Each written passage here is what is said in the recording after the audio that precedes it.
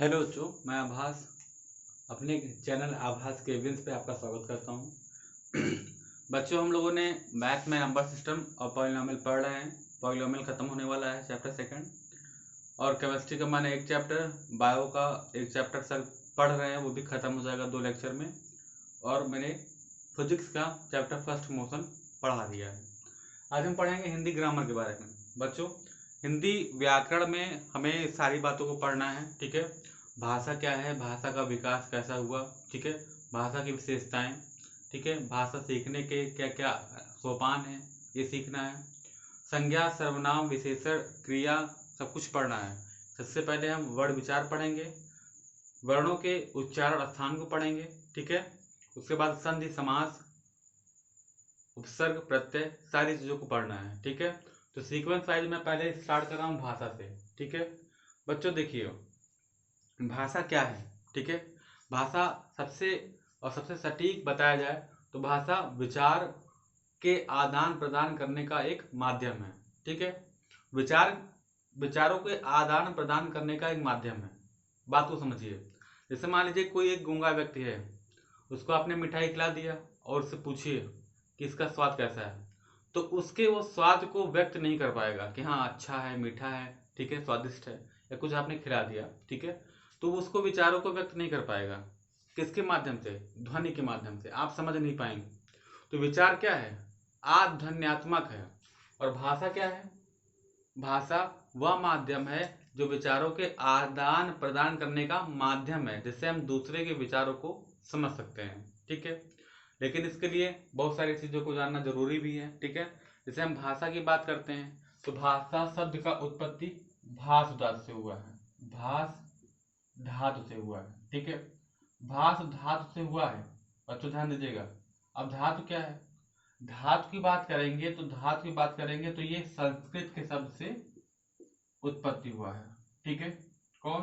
हमारा भाष शब्द, ठीक है।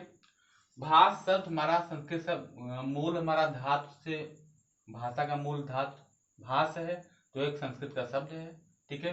भाषा हमारा क्या है? भाषा हमारा विचारों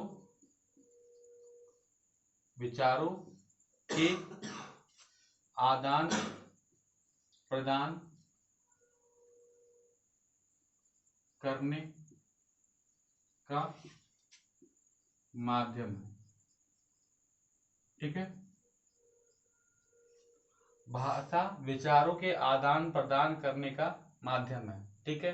लेकिन उससे पहले हम विचारों की बात कर लेते हैं। तो विचार क्या है? विचार एक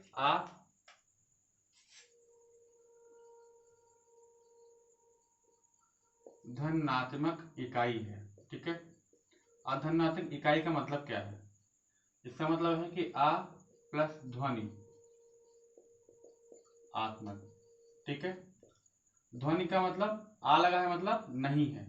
विचार में कोई ध्वनि नहीं है। आप मन में कोई विचार सोच रहे हैं तो उसको सामने वाला व्यक्ति नहीं समझ सकता। लेकिन भाषा क्या है? भाषा के माध्यम से आप ध्वनि के रूप में अपने विचारों को प्रकट करते हैं। तो भाषा विचारों के आदान प्रदान का माध्यम है। यह धातु धातु से बना है, जो संस्कृत शब्द से लिया गया है। धातु मतलब मूल शब्द हमारा भाष है, ठीक है। इसमें हम भाषा की विशेषताएं पढ़ेंगे, ठीक है। भाषा की विशेषताएं पढ़ेंगे। भाषा हमारा क्या है? भाषा हम जन्मजात सीखते हैं, अनुकरण करते हैं और उच्चारण करते हैं, ठीक है। भाषा की विशेषताएं क्या है? ध्यान से समझिए। भाषा की विशेषताएं है कि भाषा एक अर्जित करना एक सामाजिक प्रक्रिया है, ठीक है, और एक अर्जित संपत्ति है। सामाजिक प्रक्रिया है और अर्जित संपत्ति है। इन बातों को मैं समझा रहा हूं, समझिए। यह परिवर्तनशील है और इसका एक मानक स्वरूप होता है, ठीक है। अब हर एक बात को हम समझते हैं। देखिए, मैंने कहा कि भाषा एक अर्जित संपत्ति है। बच्चा कोई जन्म लेता है तो क्या उसने सभी भाषाओं का ज्ञान रहता है? वो तो सही से बोल भी नहीं पाता है, ठीक है, सही शब्दों का उच्चारण नहीं कर पाता है, वो मम्मी पापा नहीं बोल पाता है, कुछ नहीं बोल पाता है। अगर हम इंडिया में बात करें, भारत में कोई बच्चा जन्मा है तो वो धीरे धीरे अपनी मातृभाषा में हिंदी सीखता है और सारी भाषा सीखता है, तेलुगु सीखता है, उड़िया सीखता है या बंगाली सीखता है। अगर वही बच्चा ब्रिटेन में पैदा हुआ तो इंग्लिश सीखेगा। तो वो उसके प्रवेश के हिसाब से बाद में भाषा को क्या करता है? अर्जन करता है। इसलिए भाषा एक अर्जित संपत्ति है। ठीक है, इसी को हम पॉइंट में लिखते चलेंगे। ठीक है, भाषा की विशेषताएं आप नोट करते रहिए। भाषा की विशेषताएं, भाषा की विशेषताएं। भाषा क्या है? भाषा एक अर्जित संपत्ति है।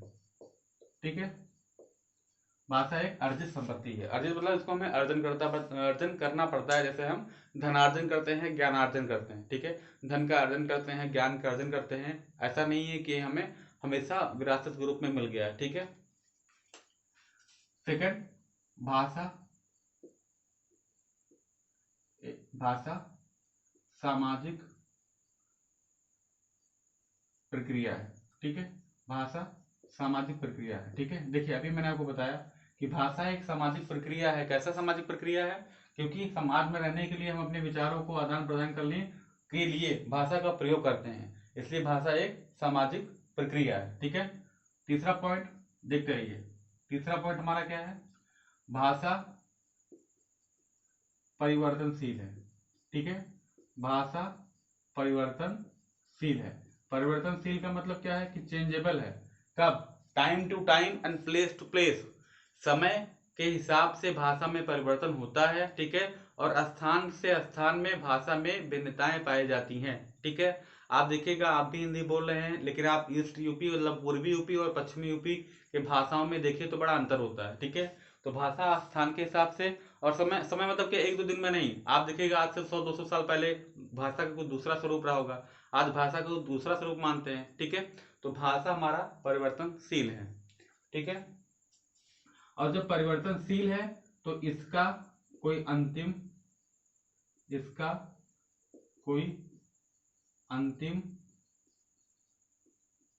स्वरूप नहीं होता। भाषा जब परिवर्तनशील है तो इसका अंतिम स्वरूप नहीं होता। ठीक है, अंतिम स्वरूप नहीं कि अब ये ऐसा ही है तो ऐसा ही रहेगा। ठीक है, अगर ऐसे हमने देखिए जानते तत्सम और तद्भव आपने पढ़ा होगा, तो तत्सम में क्या है? हम घी को घृत कहते थे, और तद्भव को घी कहते हैं, दूध को हम दुग्ध कहते थे। इसका मतलब क्या है? जो संस्कृत के मूल शब्द थे वहां पे हम इन शब्दों को पहले प्रयोग किया जाता था, लेकिन जैसे जैसे भाषा में धीरे धीरे विकास हुआ हम शब्दों में परिवर्तन करते गए। तो इसीलिए भाषा हमारा परिवर्तनशील है, और परिवर्तनशील है तो इसका कोई अंतिम स्वरूप नहीं होता है। ठीक है, इसका लास्ट पॉइंट देखिए, इसका मानक स्वरूप होता है। इसका मानक स्वरूप होता है। मानक स्वरूप का मतलब क्या है?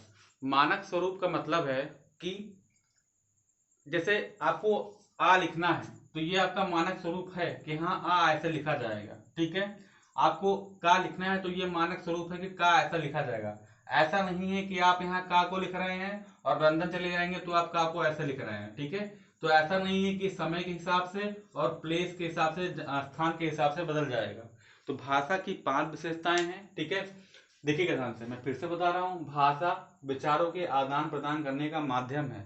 विचार आध्वन्यात्मक है। विचारों को हम ऐसे नहीं समझ सकते, उसकी भाषा के द्वारा ध्वनि के रूप में समझते हैं। भाषा का मूल धातु भाष शब्द से लिया गया है, जो संस्कृत के धातु मतलब संस्कृत मतलब किससे जन्मा है।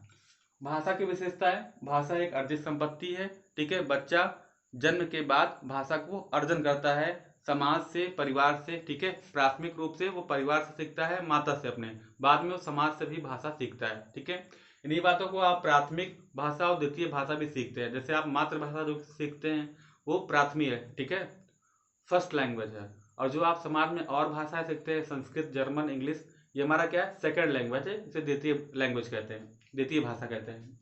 भाषा एक सामाजिक प्रक्रिया है। समाज में रहने के लिए, अपने विचारों को आदान प्रदान करने के लिए भाषा का प्रयोग करते हैं, तो भाषा एक सामाजिक प्रक्रिया है। भाषा परिवर्तनशील है। भाषा परिवर्तनशील है मतलब चेंजेबल है। कैसे बताया?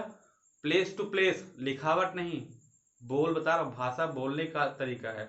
तो भाषा परिवर्तनशील है, प्लेस टू प्लेस, स्थान से स्थान और समय से समय के अनुरूप। ठीक है, फोर्थ पॉइंट हमारा, इसका कोई अंतिम स्वरूप नहीं होता है। किसका? भाषा का। भाषा का कोई अंतिम स्वरूप नहीं होता है कि आज ऐसा है तो ये हमेशा ऐसा ही रहेगा। ठीक है, भाषा में परिवर्तन होगा। लेकिन इसका मानक स्वरूप होगा। मानक स्वरूप मतलब कि ये ऐसा लिखा है तो ये इसका लिखावट फिक्स है कि हाँ का ऐसे होगा, वाह ऐसे होगा, खा ऐसे होगा। ठीक है, तो भाषा का मानक स्वरूप होता है। ठीक है, इसी में एक पॉइंट लिख लीजिए, नोट।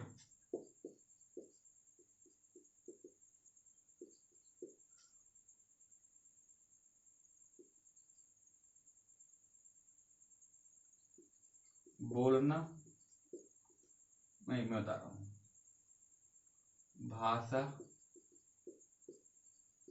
सीखना किसके द्वारा? अनुकरण और उच्चारण। ठीक है, उच्चारण। अनुकरण मतलब इमिटेशन, इमिटेशन मतलब दूसरों का नकल करके, इमिटेशन। और उच्चारण तो जानते हैं, प्रोनाउंसिएशन, प्रोनाउंसिएशन। ठीक है, भाषा सीखते हैं अनुकरण और उच्चारण के द्वारा। ठीक है, इतना आप समझिए बच्चों। इसी में ये पहला नोट हो गया। एक और नोट लिख लीजिए, फिर हम आगे चलते हैं।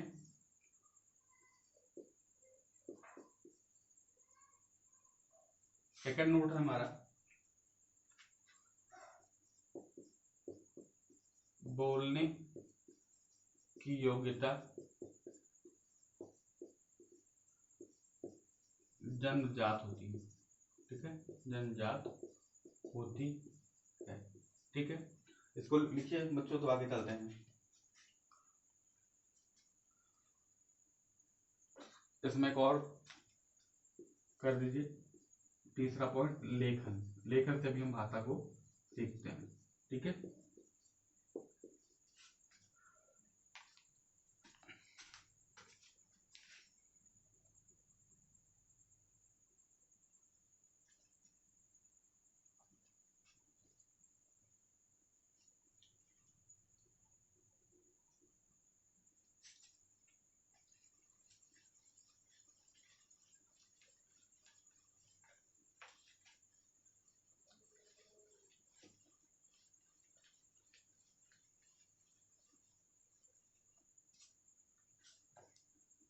देखिए बच्चों, भाषा, नेक्स्ट पॉइंट है हमारा, भाषा सीखने के मनोवैज्ञानिक दृष्टिकोण क्या है। ठीक है, भाषा सीखने के, भाषा सीखने के मनोवैज्ञानिक, मनोवैज्ञानिक दृष्टिकोण।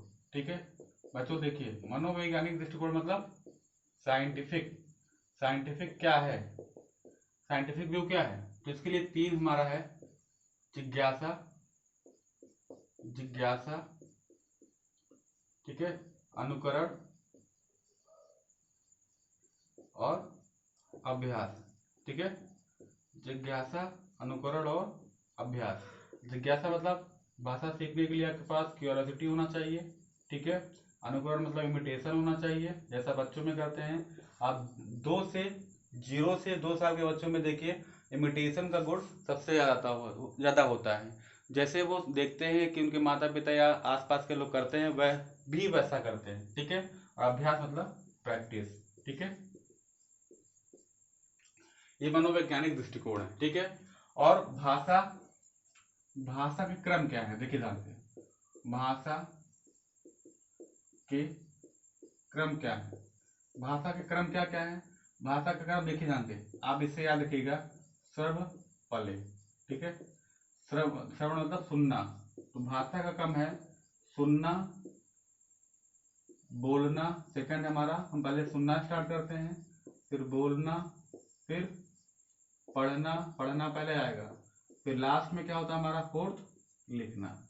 ठीक है, तो भाषा विकास का क्रम है पढ़ना, लिखना, पढ़ना, सॉरी, सुनना, बोलना, पढ़ना, लिखना। ठीक है, सर्व प्ले, श्रवण मतलब सुनना। ठीक है, तो आप इससे इन बातों को ध्यान कर सकते हैं।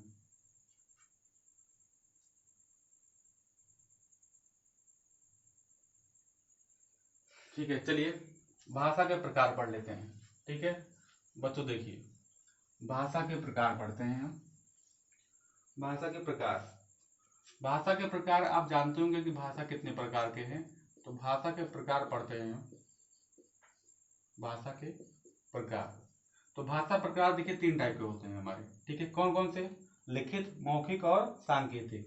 तो हमारा पहले है मौखिक, ठीक है, मौखिक भाषा, ठीक है। सेकंड है हमारा लिखित भाषा, और लास्ट है हमारा सांकेतिक, ठीक है, सांकेतिक भाषा। देखिए मौखिक भाषा हमारा, अब बताइए मौखिक भाषा आप क्या है, इससे तो आप समझ रहे हो कि मौखिक भाषा हमारा क्या होता है। मौखिक भाषा हमारा क्या होता है? जिसको हम बोल के अपने विचारों को आदान व्यक्त करते हैं, ठीक है। देखिए बच्चों, लिखित भाषा क्या होता है? जिसको हम लिख कर अपने विचारों को प्रकट करते हैं। और सांकेतिक भाषा क्या होता है? सांकेतिक भाषा को तो आप अच्छे से समझ रहे होंगे। आजकल हम व्हाट्सअप, फेसबुक चलाते हैं तो जो इमोजी भेजते हैं, ऐसे भेज दिया, ठीक है, ऐसे करके भेज दिया, ये सब क्या है? सांकेतिक भाषा है, ठीक है, ऐसे करके भेज दिया। तो इन बातों को समझिए क्या है इसका मतलब, ठीक है।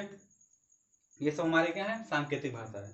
तो मौखिक भाषा मतलब जिसको हम बोलकर अपने विचारों को प्रकट करते हैं, वो हमारा मौखिक भाषा है। मौखिक भाषा हमारा कैसा होता है?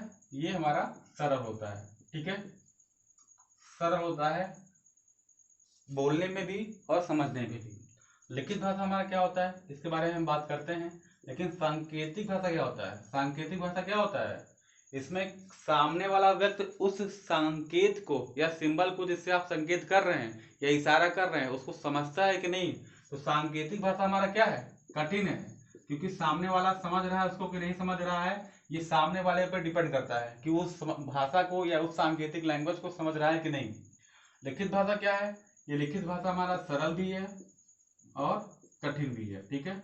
जैसे मान लीजिए आप हिंदी पढ़ते हैं तो आपके लिए हिंदी सरल है, और आपको कोई जर्मन दे दे, आप जर्मन पढ़े ही नहीं है तो उसमें उसको लिख ही नहीं पाओगे, ठीक है। जैसे लिखना आपको कह दिया, जर्मन पेज लिखा हुआ है, उसको लिखिए, तो आपको लिखने में भी समस्या आएगा, क्योंकि आप उस भाषा को पढ़ नहीं पा रहे हैं। लिखने के करेंगे तो आपके लिए प्रॉब्लम होगा। तो ये सरल भी है और कठिन भी है, ठीक है।